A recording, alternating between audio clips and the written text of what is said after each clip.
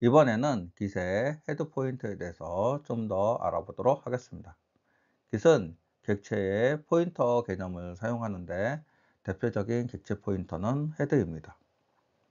깃의 동작을 정확하게 이해하려면 먼저 헤드가 무엇인지 알아두는 것이 매우 매우 중요합니다. 본 강의는 제가 집필한 깃 교과서를 기반으로 진행합니다.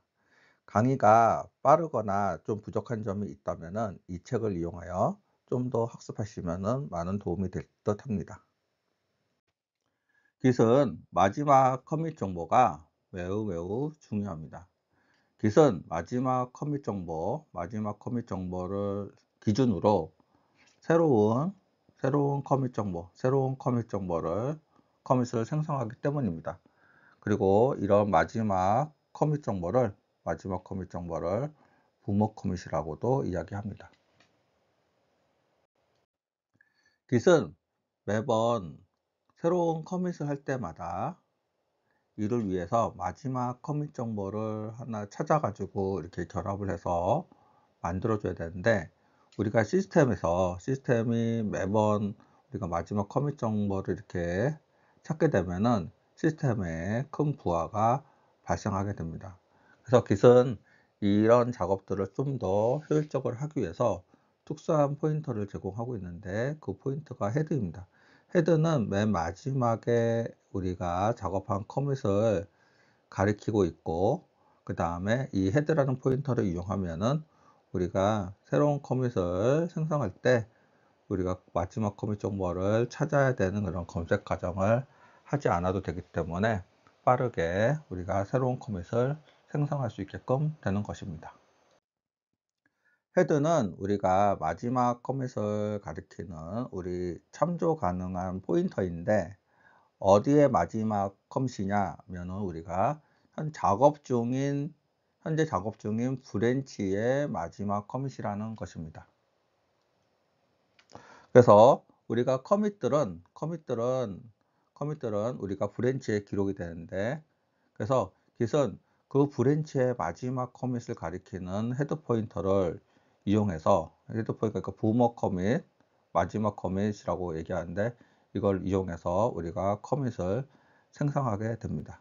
그리고 이 헤드 커밋으로 위치한 이 커밋과 우리가 워킹 디렉토리 안에 있는 내용을 비교해서 빠르게 스냅샷을 만들어서 새로운 우리가 연결된 커밋을 만들게 되는 것입니다. 그럼 우리가 커밋 로그를 이용해서 헤드에 대한 정보를 한번 확인해 보도록 하겠습니다. 우리가 마스터 브랜치에서 우리가 푸터 브랜치로 한번 체크 아웃 해가지고 이동을 해 보도록 합니다. 여기서 보면 우리가 마스터 브랜치의 마지막 커밋은 DCDB1C1이고, 우리가 푸터에 있는 푸터에 되는 헤드는 뭘 가리키느냐? D84766C7을 가리키고 있습니다. 이게 서로가 이렇게 마지막 커밋이 어느 거에 따라서 커밋의 위치는 차이가 있게끔 됩니다.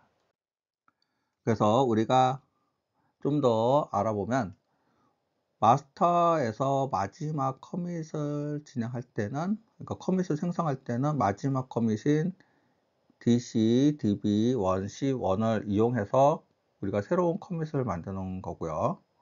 우리가 푸터 브랜치에 있을 때는 마지막 커밋을 만들 때 D8476C를 이용을 해서 새로운 커밋을 만들게 되고 있는 거죠.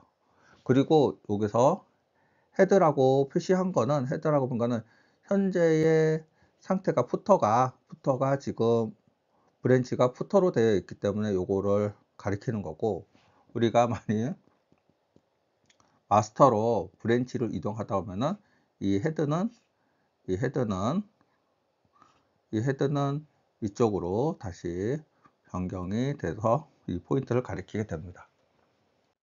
그래서 이를 통해서 알 수 있는 것은, 우리가 브랜치를 이동하게 되면은 헤드 포인트도 같이 이동이 된다. 즉, 각 브랜치의 마지막 커밋으로 헤드 포인터가 자동적으로 이동이 된다라는 것입니다. 그래서 브랜치마다는 각각의 생성되는 커밋이 다르기 때문에 A 브랜치로 되어 있을 때는 A 브랜치의 마지막 커밋을 헤드로 가리키고, 이 상태에서 우리가 B 브랜치로 이동했다면은 B 브랜치의 마지막 커밋으로 헤드가 이동이 된다라는 거죠. 그리고 브랜치가 만약 여러 개면은 헤드 포인트도 각각의 우리가 타겟팅하는 부분으로 서로 나누어져서 여러 개가 된다라는 것을 알 수가 있습니다.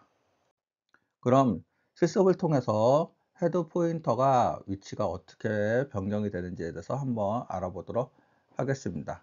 그래서 푸터에서 마스터로 체크아웃해서 브랜치를 이동해 보도록 하겠습니다. 그리고 다시 긴 로그를 해서 그래프를 확인해 보시면은, 아까는 우리가 푸터 쪽에 우리가 헤드가 이렇게 표시가 되어 있었는데, 이번에는 마스터에 헤드가 이렇게 옮겨져서 표시가 된 것을 볼 수가 있습니다.